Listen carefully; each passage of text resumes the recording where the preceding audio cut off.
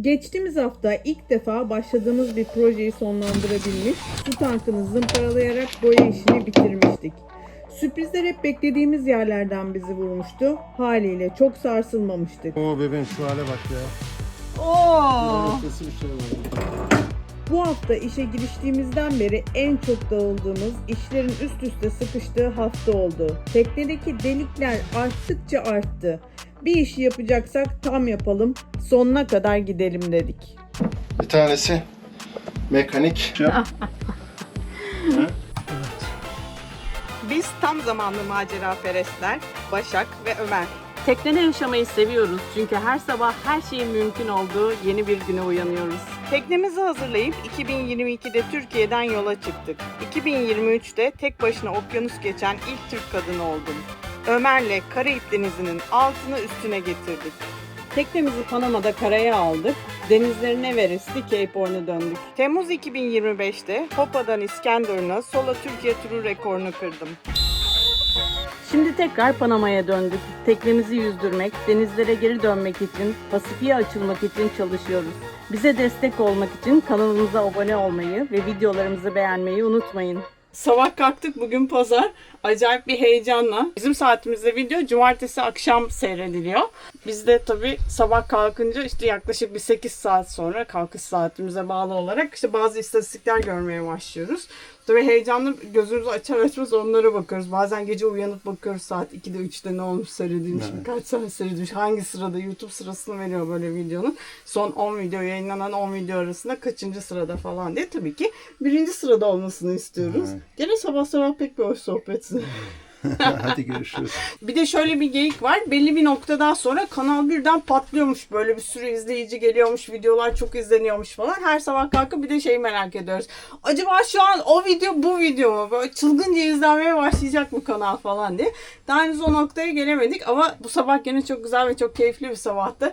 Çok teşekkür ederiz. Video çok izlenmiş. Hem abone olanlar çok fazla hem katıl butonuyla bize destek ol ve yüzdür bize üyeliklerine katılanlar da çok fazla. Harika yorumlar var video ile ilgili. Doğum günümü de kutlamışsınız. Çok teşekkür ediyorum. Yani güzel bir sabah. O zaman güzel bir sabah neyle başlayalım? Beyaz peynir. Buralarda çok zor bulunan bir şey.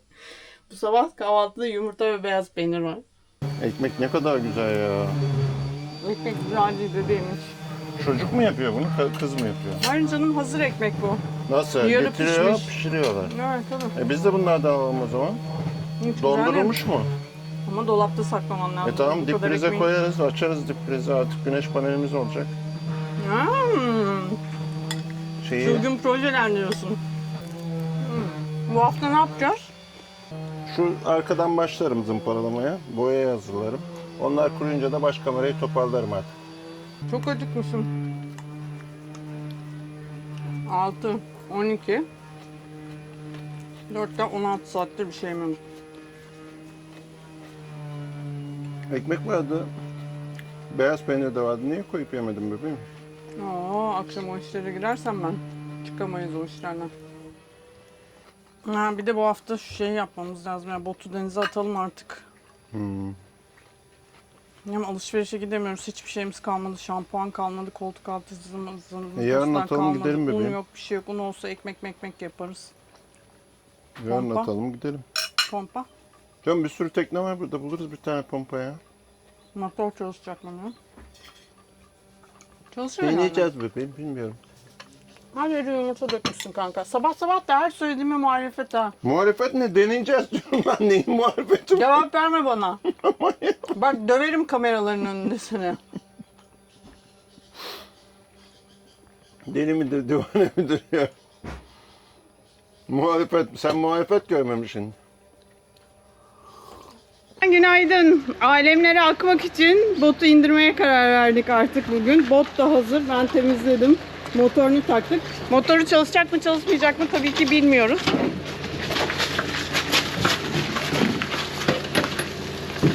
Oturdu mu acaba? Evet.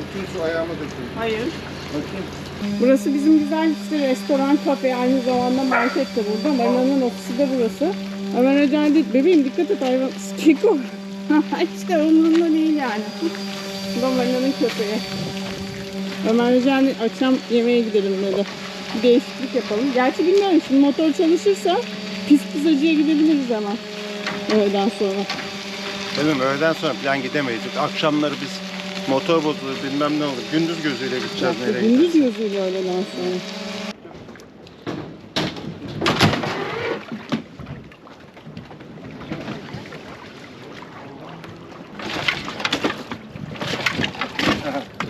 Tamam.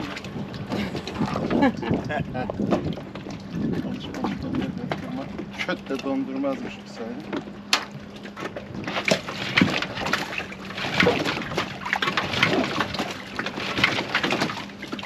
Bunun şeyine bakacağız bebeğim. Şundan bir tane alacağız, tamam mı?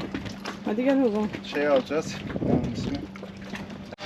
Ya bana diyorsun ki vıdı vıdı bot bot. Yarın şampuanın yok, farkındasın değil mi? Yarın gideriz artık. Evet. alışverişe. Yani Bir de dinlenme günü bana ilan ederiz geleceksin ya. diyeceksin ki benim şampuanım yok, ne yapacağım ben diyeceksin. Mümkün olduğunca bütün alışverişleri Marina'daki marketten ya da Marina'daki teknik malzemeler satan dükkandan yapmaya çalışıyoruz.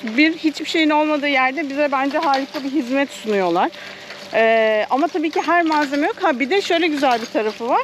Hiç de fiyatların üstüne çok koymuyorlar. Yani ben buradaki Çin marketine gittiğimiz zaman da aynı malzemeye aynı fiyatı alıyorum. Ama işte mesela şampuan gibi, ne bileyim biz özellikle işte kepek olmasın diye Ömer Bey clear tercih ediyorsa burada öyle şeyleri bulmak mümkün değil.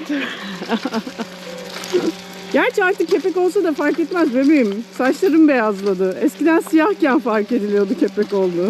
Ha? Omuzlarıma dökülüyor ama kepekler. Onun için de bota ihtiyacımız var. Bot olmadan buradan bir yere gidemiyorsun. Yol çok uzak. Ya bir de Araba da yok. Bot. Bot özgürlük tabii ki. Parti oluyor odalarda gidemiyoruz partilere. Hayatımız zor oluyor yani. Hoy. Sí, como a las 11. Ayer vino, pero vino como a las 5. Despacio por favor. Ayer, Ayer, yesterday. Sí. como a las 5, 5 y media vino. Pero no había nadie, no sé.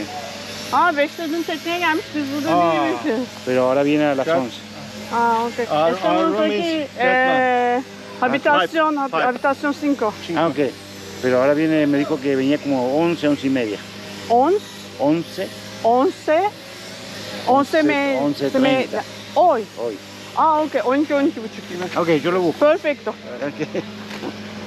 Nelson'la bizim motoru kaldıracak. İşte her gün böyle bir tur darlıyoruz. Nelson ne zaman kalkacak bu motor falan diye. Ha, bugün geliyormuş. Dün gelmiş 5 çeyrek gibi, biz yokmuşuz. Bir de şey olsa.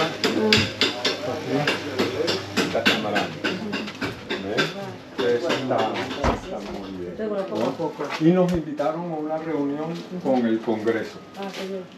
Porque claro, la reunión fue con los funcionarios del Congreso. No Bayağı fue da bir şeyler con var. el Congreso. Bizde şey vardı değil mi? Esos son los Burada 48 ocasiones 50 dolar mı? de las Ne? 48 comunidades Oha ne yapacağım? que firman. Mecbur. la Evet al onu resolución. ikiye böler kullanırız zaten. Claro, entonces. Ay bu niye böyle? Claro. Bu giren, bu girmez bize. Niye? Entonces, pero yo Bu creo bizimki que öyle eso değil ki. es Bizimki Ha, çiftli. çiftli. Porque ellos han empezado. Bize sadece kablosu ve şu şeyi lazım. Var bak burada işte. Heh, onu al. Bir de hortum alacağız. Hortum. Ona uygun hortum alacağız. Kaç o? 24 no adam. tiene el presupuesto que tiene Hortumlar los que var van a ki. los Heh, catalanes. şurada var. O sea, Biz zincirimizin iyi kısmını ölçüyoruz, ayırıyoruz ve ne yapıyoruz? Kalan kısmı için sipariş veriyoruz.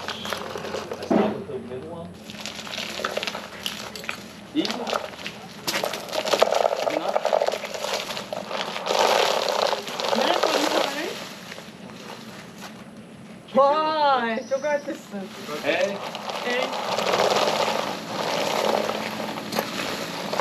Zaten 40 metreden fazla attığımız olmuyor yani. Çok nadir 40 metreden fazla atıyoruz. Ha? 80 olsun. Hayır. Ya olsun tabii ki de. Hani eski... Buradan kullanmamızda sakınca yok bence. Sen ölçtün mü 10 metre onu? Ölçmüyorum. Ölçeceğim şimdi işte. Burası 8 metre. 8, 16, 4 kere 8, 30 metremiz var. 30 metremiz var. O da 50 metre zincir olacağız. Ben kadına öyle yazdım. Bence iyi durumda. Bir de o adamın yaptığı gibi pas sökücü şey yaparız buna. He? Ya bu iş görür, daha çürümemiş bu değil mi? Tabii uzmanı değilim ben. Bu yani. Öyle uzman olmaya gerek yok. Görünen köy kılavuz istemiyor işte. İyi durumda. Ya bence de çok kötü durumda görünmüyor. Evet. Zaten böyleydi biz bıraktığımızda bu zincir. Bu böyle kendini korumuş. Öbürü gitmiş. Ne diyorsun kanka? Kameralara Dediğini bundan yaptırıyor sonra yani. benimle değil kameralarla konuşacaksın. Usta adamı işinden gücünden ettin. Ufacık bir dingiyle uğraştırıyorsun. Yani kendin yapabileceğin işleri bana yaptırıyorsun. İşim gücüm var benim kardeşim ya. Saatim $75 benim. Sen kendini Stanley mi zannettin? Artık bundan sonra böyle $75. Sen hiç anlatmadın Stanley ile neler yaşandı dün gece. Daha bir şey yaşamadık. Daha yaşayacağız. Adam $1500 işçilik istiyor. $75'mış saati. 20 saat sanki kaynak yapacak bana. Ben de dedim $1000'a bağlayalım bunu. Her şey dahil. Malzeme. 1600 küsür dolar istiyor bir de malzeme. Bir de o zaten gelecek şimdi şunu da yapıver diyeceğim. Bunu da yapıver diyeceğim. $2000'a dayar o onu. $1000'a yapsın. Yapmıyorsa ben macunla hallederim. $100'lık macunluk iş var orada. Daha da temiz olur ben sana söyleyeyim. Kaynak yaptırmak çok istemiyorum oraları. Çünkü şey de artık teknenin sacı da eski 30 senelik saç. Kaynak ısıttıkça kuruluyor. Şuradan keselim.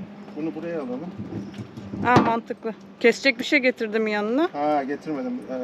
Şey bıçağı bebeğim. Maket bıçağı getirir misin bana hadi. Ya Ne işte. olur. Böyle şeyler yüzünden korkuyorum ama şey konusunda haklı. Evet yani o özellikle vardeveli ayaklarının olduğu yerler kaynak yapmaya çok uygun değil. Orası bir de 4 milimlik bordoyla 3 milimlik üstün tam kesiştiği yerler. O da bir sıkıntı bence orada. Ve çok dar alanlar yani oraya nasıl bir parça çıkartacak da parça koyacak falan. Orada bilmiyorum belki hala epoksi macunla ilerlemek daha mantıklı olabilir. Tatlı kuzum. Are you ready? Dum dum dum dum dum dum dum dum dum. Wow! Ömercan! Buna ne diyorsun? He? Ben Buna ne şok. diyorsun? Ben şok. Atıyor. Kesildi. Bir ara attı yine attı. Evet. Neyse çalışıyor yani. Bakacağız onun şeyine gözüne. Tamam. Şimdi yüksekte çalışıyor. 2 metre, ne 2 metresi? 3 metrede çalışıyor. Hiçbir güvenlik önlemi almadan. Böyle çot diye düşecek birazdan aşağıya. Özellikle de çekiyorum. Bunu da videoyu koyuyorum. ol sen de ben düşeyim kırayım bir yerimi tamam mı? Evet, mutlu olacağım ben de. Ne su mu çıktı içinden? Tabii bunun içinde su birikmiş. İçinde su var.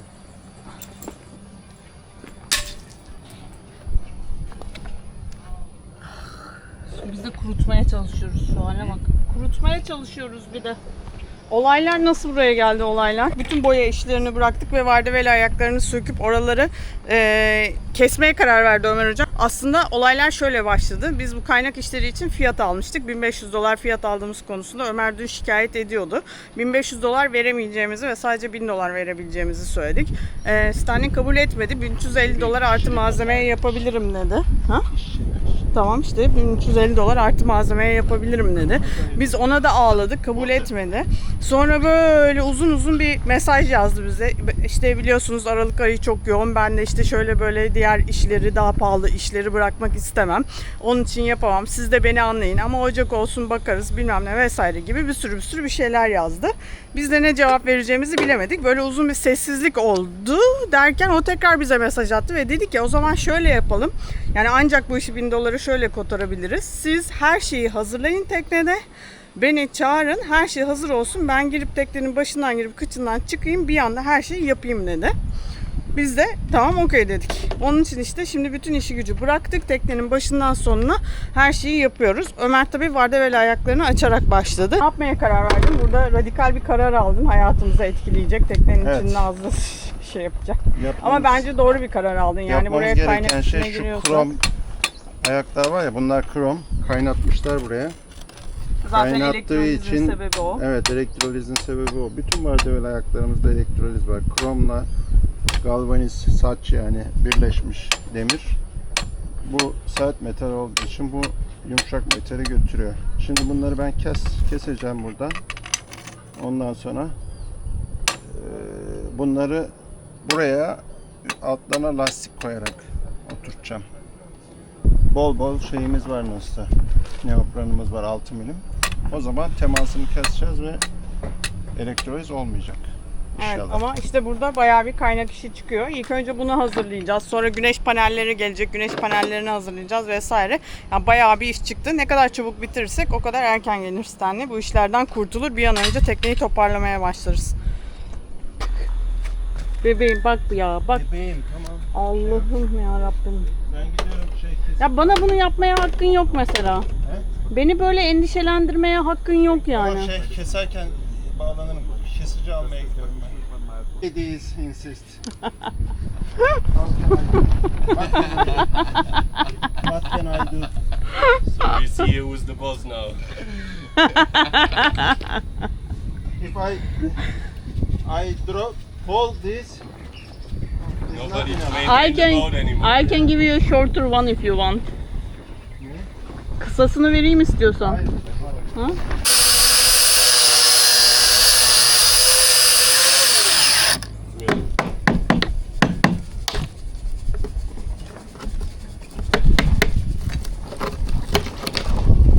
One is done. Çekiyorum bunu. Çektim vallahi.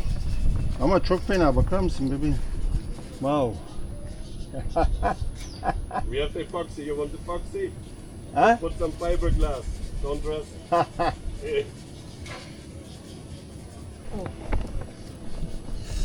Gördüğümüz gibi burası da bu hale gelmiş. Şimdi şuradan keseceğiz. Bunu da artık kaynatmayacağız oraya. Kaynatmayacağız. Ne yapacağız? Altı da delikmiş bunlar. İyi. Evet, doğru karar verdiğimizi anlıyoruz. Bu sağlam görünüyordu gerçekten. Etrafında biraz pas vardı sadece ama içi gördüğünüz gibi bayağı bir gitmiş yani. Buradan buraları kesip şey yapacağız. Yeniden kaynak yaptıracağız. Bu bayağı bir kötü gözüküyor. Açalım bakalım. Canavarımız da nasıl olacak? Sen bu da dışarıdan bakınca bayağı problemsiz görünüyordu değil mi? Oha! Oo. Çok güzelmiş.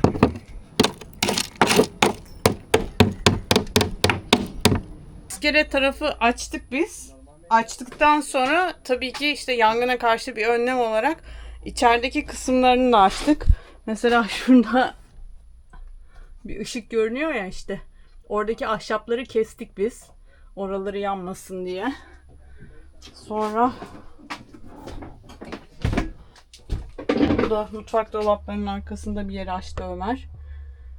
Şimdi de baş kamerada sancak tarafı açıyor. Sonra da iskele tarafı açacak herhalde. Değil mi tatlım? Evet bebeğim, çünkü eşyaları buraya taşımadan dedim burayı açayım.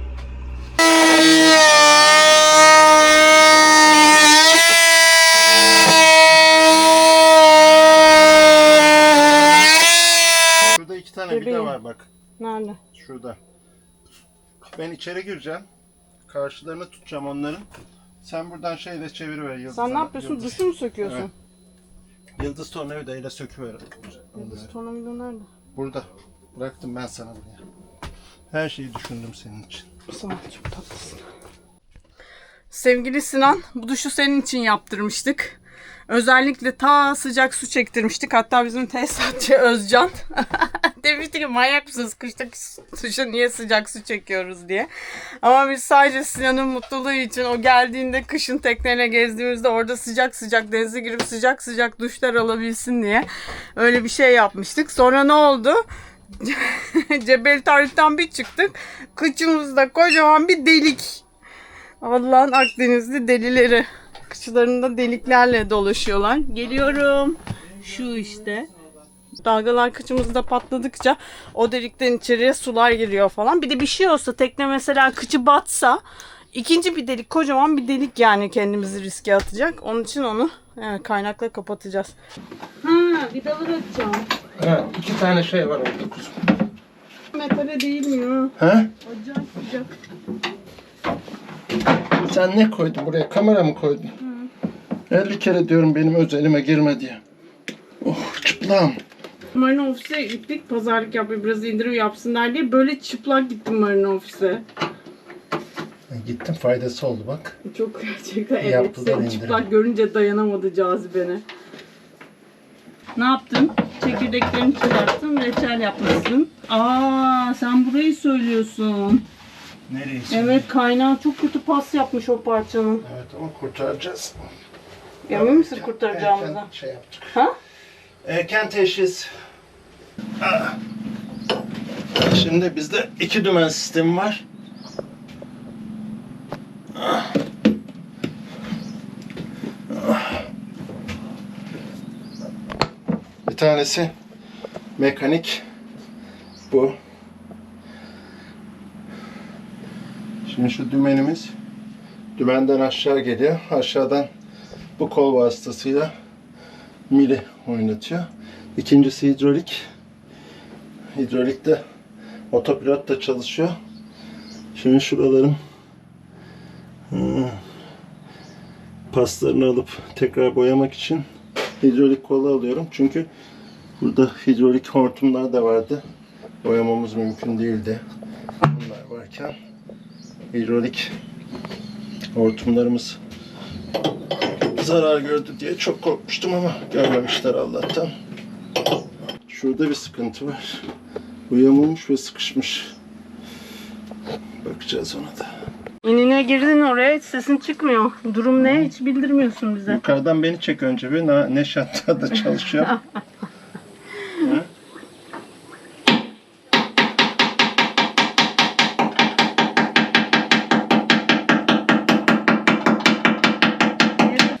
Evet arkadaşlar, gördüğünüz gibi burayı erken fark ettik.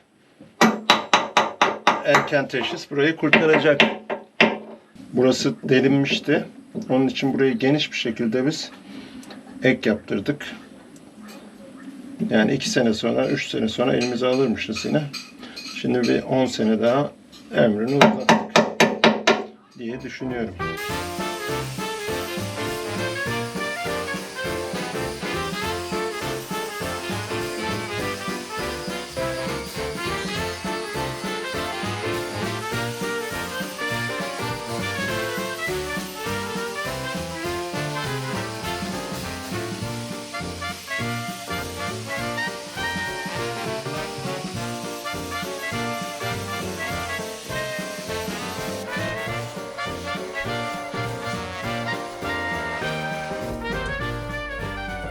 Tercih bir şeymişim ya.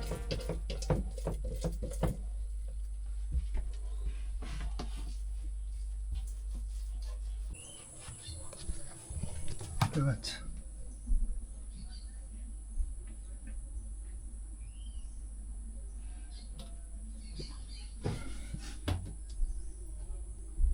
Bayağı güzel. Boyadık.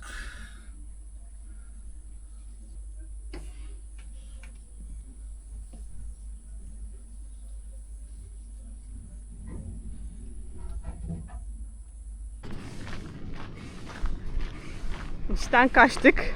Bizim motoru çalıştıramadık. Ama işten kaçtık değil mi? 3 falan. 3-3,5 gibi paydos ettik. Normalde 5'e 5,5'a kadar çalışıyoruz. Bizim motoru çalıştıramadık. Onun için çocukların motorla gidiyoruz. Ay kirin. Oh, bon appétit. Real. That's a real boat life. No, We you only have want a the lot of real sailing life on your videos. We only want the glamorous. Yazık, bunların botunun altına da su giriyormuş. Altındaki suyu basıyor bu elindekini. So are you happy from the new crew? Yes. Yeah. That's so forced. Yeah! Now I'm making another video. Samlas'ta 6 ay falan çalıştıktan sonra işte buraya geldik. Tekneyi bıraktık. Pizzacı olduğunu öğrendik. Böyle koştur pizzacıya gittik. Ve işte pizzayı yapan adam, zaten bir tane adam var işte pizza yapıyor. Sana pizzayı veriyor, bira veriyor falan. Öyle bir yer yani, süper salaş. Ama salaşlıkta artık dip noktaya yapmış. Saçlarını kestiriyordu restoranın ortasında. Sonra saç kesmesi bitti. Bize orada bira falan verdi. Saç kesmesi bitince gitti bizim pizzaları yaptı. Tabii Ömer Öncel süper hijyen insanı olarak, ya şimdi onun için pizzamın içine kıl mı düştü, saç mı düştü, ne oldu? Bu adam niye böyle yaptı falan diye. Are you coming back from the pizza place? No, we're going to the pizza place. Ah, okay. Let's But go. the bus is Party. I can do it again. If I'm asked to do it again and come back on the Chilean coast, I would say okay. Uh-oh. Bayağı profesyonel olmuş burası. Now there's a kitchen. It's really, it looks professional. Huh. You know the Marina Jacaré? Luciano. Mutlu muyuz? Pizza varsa. How much do you need? More than this? I need more, right? Burada ufak bir problem var. Tek tek geliyor pizzalar. Yani biz çoktan yedik, bizimkileri bitirdik. Masanın bu tarafı, öbürlerinin pizzaları daha yeni geliyor. Tek tek yaptıkları için anca hazırlıyorlar. Yine hiçbir şey görmeden geri dönüyoruz.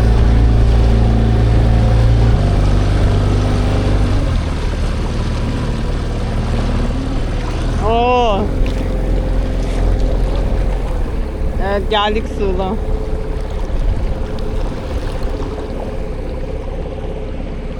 Oh, they're wrong. Oh. Maybe it's us.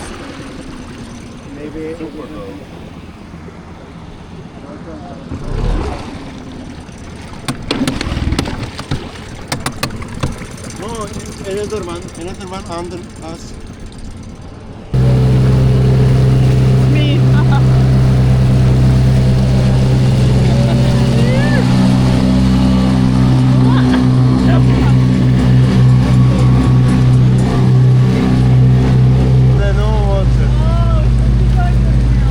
Evet.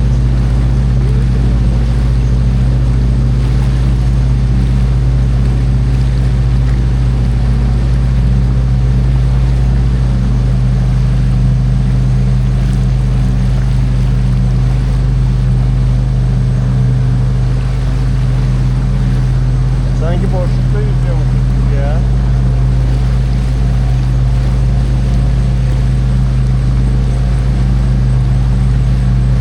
İlk defa böyle bir şey yaşıyorum hayatımda.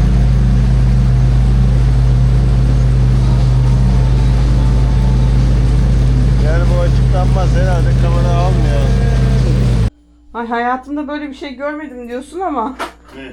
biz olsak baş başa hayatta geceye kalmazsın. Kalmam, niye kalayım da? Ya. Ama güzel. Soyunma bebeğim, kameraya çekiyorum, ne yapıyorsun? Bebeğim ne yapayım, yeter. Sürekli Tamam. soyunuyorsun. Sen de soyunuyorsun ama kamera arkasındasın sen. Evet, bugün baş kameraya giriyorum artık. Neden baş kamera? Çünkü Başak yatakların kalıplarını da gönderdi üretici firmaya. Yataklarımız önümüzdeki hafta, bilemediniz. Ondan sonraki hafta başı teslim edilecek. Pek bir şey yok. Baş kameramız en temiz yerlerden birisi. İnanılmaz derecede temiz çıktı. Kendimle gurur duyuyorum. Yani şuraları falan hep ben yaptım. Trinidad'da 1 gram su yok. Pasta çok eser miktarda. Aküyü aldım buradan altını boyamak için. Baş tarafı boyayabiliyorum zaten. Şimdi çamaşır makinesini de alacağım. Bakalım çamaşır makinesinin altından pis su deposunun altına ulaşabilecek miyiz? Ulaşır da temiz görünürse pis su deposunu hiç kaldırmayacağım. Çünkü bu hortumları sökmek bile bir pislik olacak burada. Şu masaratörümüz, şu duş pompamız, Maşallah ne kadar capsuka almışız duş pompasında ya. Ne zaman aldık acaba onu? Bayağı iyi görünüyor. Şurada elektrik prizimiz var. Çamaşır makinemizin elektrik prizi. Ha, gördüğünüz gibi arkadaşlar bu True Design, tabi reklamını yapmıyorum çünkü bize hiç destek olmadılar.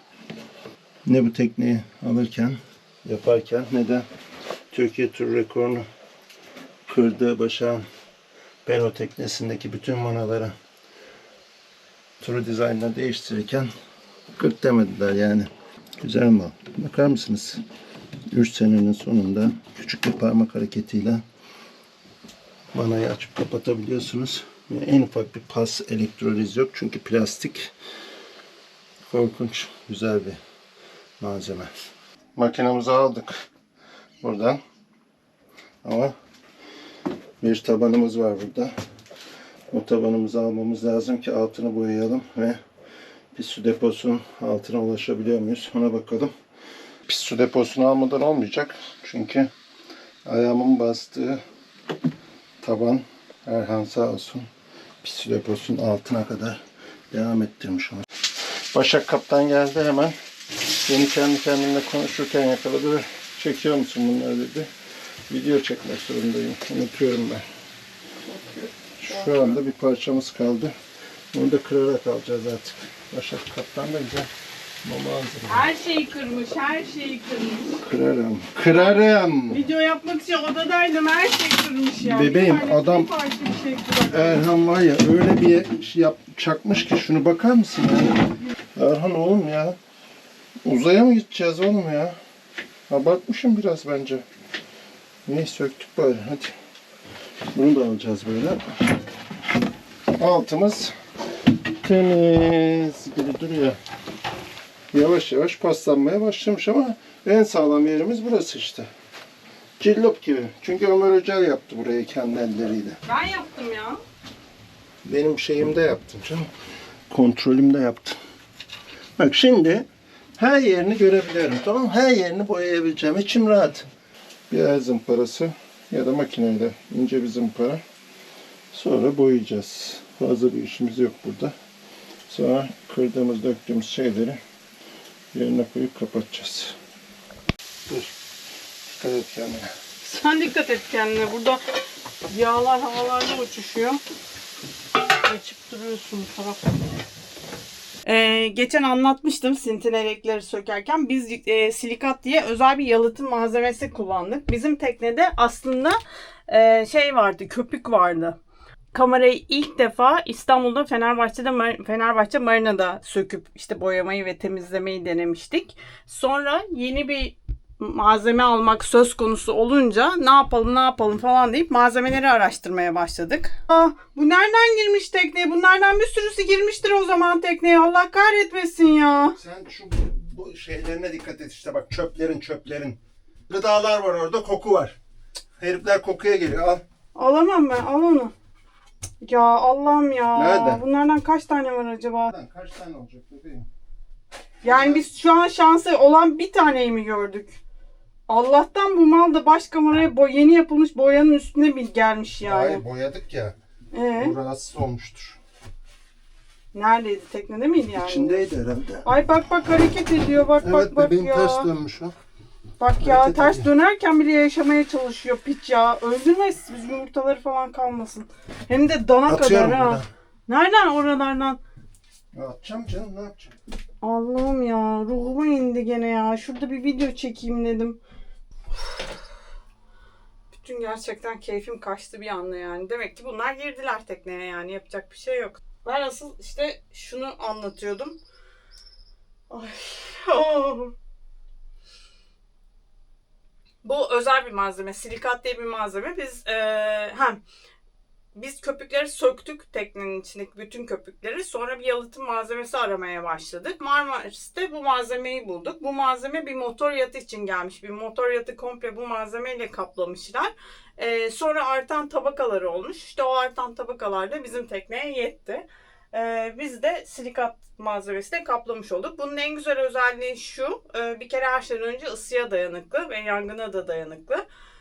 Gene güzel bir özellik. Islandığı zaman formu falan bozulmuyor, kuruyor ve tekrar aynı şekilde işlev görmeye devam ediyor. İçinde böyle çimentosu bir malzeme var. Bu malzeme aslında böyle bir kumaşın içinde kendiliğinden dikişli bir malzeme. Biz tabii ki bu postaların arasına oturtmak için bunu bazı yerlerden kestik. Bakın mesela burası köşesi denk gelmiş. Dikişli yere denk gelmiş ama burası kesilmiş. Kesildiği için ben bunu böyle yapıştırmışım. İşte yapıştırdığım yerlerde artık bantlar da eskidiği için bazı şeyler şurada mesela atmaya başlamış. Şimdi onları tamir edeceğim. Şurası çıkmış. Oraya bant yapacağım. Bu bant benim kullandığım ilk bant kadar güçlü değil. O banttan da burada bulmak mümkün değil ama biraz idare eder. Bir de üst üste ya. Üst üste olunca daha iyi tutar diye düşünüyorum. 8 ay uğraştım ben bu hamam böceği işiyle. Yani öyle tekrar uğraşacak enerjim hiç yok yani hamam böceği olayıyla. 8 ay sürdü tekneye giren hamam böceklerinden kurtulmamız. Gerçi şimdi bu ozon işe yarıyor diyorlar. Bilseydim zaten ozonun böyle bir işe de yaradığını çoktan almış olurdum ozon. Ay her yerden çıkıyorlardı. Buzdolabından, fırından. Allah'tan sosyal değiller de öyle yataktan çıkmıyorlardı yani.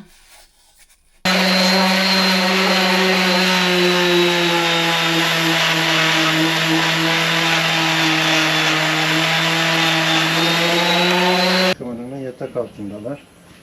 Ama böceklenme, küflenme ve daha uzun ömürlü olmaları açısından dikkat bu boyayı sürüyordur. Daha önce ihmal ettiğimiz bir şeydi. Estetik bir kaygımız yok bu konuda. Çünkü bunlar yatakların altında kalan.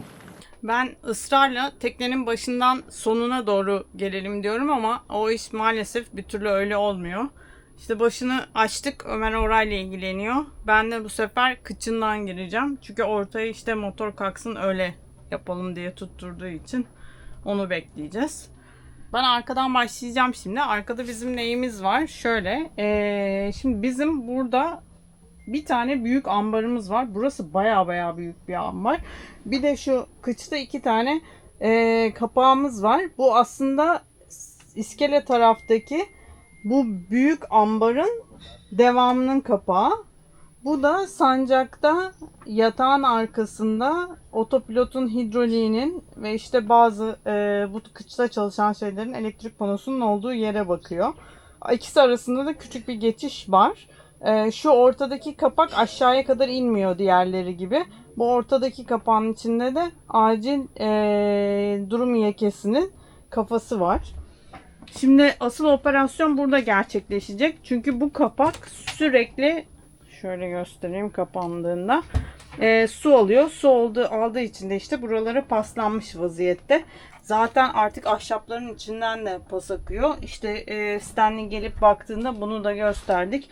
Ne yapılabilir diye konuşacağız. O bir fiyat verecek. Yani biz bütün bu tikleri falan sökmeye okeyiz iki tarafta da. Zaten gayet güzel şık minderleri var. Doğru düzgün bir kapak yapıp üstüne biz kendi minderimizi koyduğumuzda mis gibi görünür. Tahta döşedik ya, o tahtaların üzerine bir kapak koyuyoruz. Başka bir ahşap kapak. Altını da depo olarak kullanıyoruz. O ahşapların üstünü de depo olarak kullanıyoruz. Görüleceği üzere buranın durumu çok kötü değil. Neden buranın durumu çok kötü değil? Çünkü biz tekneyi Türkiye'de karaya çektiğimizde refit yaparken buralarıyla çok uğraşmıştık. Mesela şu sağ tarafta gördüğümüz burası egzoz borusunun çıkışı. Orada eski boru saç boruydu yanlış hatırlamıyorsam. Evet. Demirden bir boruydu ve un ufak çıktı buradan. Neden? Çünkü o boru orada etrafa temas etmiş ve etrafını da paslandırmıştı. Kendisi de paslanmıştı. O boruyu değiştirdik. Plastik olan versiyonuna geçtik. Etrafına da bayağı bir güçlendirme yaptık. Diğer gelen beyaz boruda burada şöyle görebilirsiniz. Manuel Sintine pompasının borusu. Sintine'den buraya geliyor. Buradan da dışarı gidiyor. Aynı zamanda şu arkada gördüğünüzün orada böyle kocaman dikdörtgen bir kutu vardı. O kutu bayağı oradan geçişi engelliyordu. Biz o kutuyu da komple kestik ki oralara rahat rahat ulaşabilelim diye. Şimdi sonra tabii bütün bunları yaptıktan sonra da çok güzel temizleyip boyamıştık. Yani akıntıların dışında öyle çok majör bir paslanma problemi buradaki zeminde yok. Burada yapacağımız şu an sadece bu zemini zımparalayıp temizlemek. Temizledikten sonra tekrar bir üstünden ince jotomastikle geçmek. Ben ne yapacağım? Benim projem ne? Biz bu ambarı tasarlarken bir de ufak tefek eşyaları koyabilmek için bir dolap yaptık burada. Zımparalayacağım ve boyayacağım, temizleyeceğim. Şimdi Ömer olsa bunları asla çıkartmaz boyamadan önce. Ne yapıyor? Yukarıya geliyor. Şimdi nasıl söylenecek? Ha?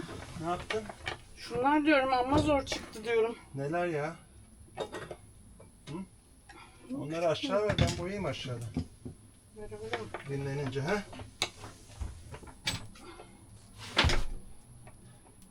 Bebeğim şeyin ağzını bozarsın yalnız. Ne? Tornavidan dikkat et.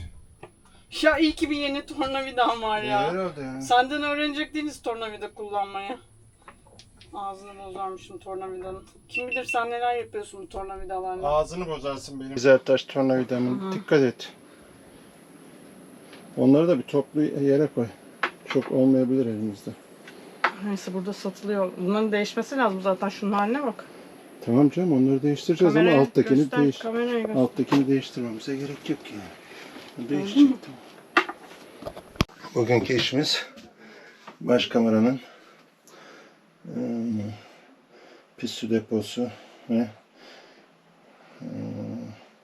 çamaşır makinesini yerleştireceğimiz ahşaplarını monte etmek. Bayağı da ilerledik. Bu ne derseniz arkadaşlar, bu benim terim. Maalesef öyle rutubetli bir hava ki. Ne yaptın? Ne yaptın? Ödüm koptu. Ne yaptın? Sen ne yaptın? İyi. Ha? Bakayım ben şurayı açalım mı? Masaratör mü çalıştırdın? Yalnız affedersin, boya işini gene bayağı sallapati yapmışsın ha. Nereye? Nereye sallapatı yapmışım? Boyamamışsın burayı. Bebeğim orayı boyaya ver. Altta kalmış orası. Allah Allah. Ne oldu? Al, çalışıyor işte. Ben şok. Tamam bırak. Çamaşır Kapat. makinesi de çalışıyor. Teknemizin en lüks şeyi. Çok ağlarız bozulurlarsa. Fanlar. Ya aslında Ömer bu fanları bir türlü kullandırmıyordu. Gece diyorum ki açalım, çok sıcak oldu, ne olur biraz açalım. Yok yok gerek yok, zaten aküleri bitiriyor bilmem ne falan diyordu. Sonra bu ambulans bir Blaster charter yaptık ya biz. Tabii gelen misafirler hiç öyle akü umurunda olmadığı için çatır çatır çalıştırdılar bu fanları. Nasıl gece yatağa giriyorlar, sabaha kadar aralıksız çalışıyor fan. Ondan beridir biz de bir huzur içerisinde fan çalıştırabiliyoruz. Herkes diyor ki bu tekneyi atın, satın, olmaz bu tekne, şöyle olmaz, böyle olmaz. Aslında görüyorsunuz tekne mis gibi. Teknenin zaten yüzleriyle ilgili hiçbir sıkıntı yok. Bazı yerlerde teknik, bizim de aslında saç tekne nasıl olması gerekir onu bilmediğimiz için vaktinde müdahale etmediğimiz şeyler var. Onlarla ilgili bazı sıkıntılar yaşıyoruz. Dünya düzeni at yenisini al üzerine kurulu olduğu için Hakikaten yani. genelde evet tekneyi gören herkes at yenisini al kafasıyla bakıyor. Hayat öyle değil. Yani hem imkansızlıklar yüzünden öyle değil hem de böyle olmaması gerekiyor. Sonuçta biz denizde hiçbir şeyin olmadığı bir yerde de sıkıntı yaşayabiliriz. Teknemizin nesinin nerede olduğunu bilmek çok önemli. Şimdi mesela bunu yaparken bir sürü şeyi sürekli 10 dakikada bir Ömer diyor ki bunu niye böyle yapmışlar? Bunu yanlış yapmışlar, bunu kötü yapmışlar. Neden? Yapılırken başında durmadığı için değil. Sadece işi o zaman o kadar iyi bilmediği için. Şimdi o kadar iyi biliyor ki işi başkasının yaptığı hiçbir şey onun için hoşuna gitmiyor. Değil mi? Evet, bak toparladım burayı. Artık temizlenecek bebeğim burası. O da ellerinden öper. O mis gibi yaptım. Çok güzel. Her şeyi de yerine yerleştirdim. Tertemiz oldu. buradaki dağınıklıkların da hepsini topladım. Yalnız demin ufak bir kriz yaşadık burada. Kriz çok büyük olduğu için çekemedim. O kocaman hamam böceklerinden birini burada havuzlukta bulduk. Bayağı bir kovaladık, kaçtı, ödümüz koptu içeriye kaçacak falan diye. Ama şurada, şu köşede Ömer kıstırdı. Onun için gittim. Bir tek bu ilaç var burada. Bir de spreyler var ama spreylerin bir anlamı yok. Çünkü gece biz burada değilken girerse diye. İşte buralara böyle nokta atışı vuruyorum. Her yere böyle bir şeyler koyacağım bakalım. Bakalım.